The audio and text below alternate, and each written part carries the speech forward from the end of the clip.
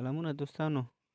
نن زه غواړم تاسو ته د یوټیوب اپلیکیشن لپاره یو نوی او جالب ټریک وښیم. مخکې به چې تاسو په یوټیوب کې ویډیوګانې پلی کولې، نو غوښتل به م چې هغه فل سایز وګورئ. هغې لپاره به چې تاسو ویډیو پلی کړه، نو په دغه آیکن به م کلیک وکړو او بیا به هغه درته تاسو ته فل سایز پلی کېدلی، لکه داسې.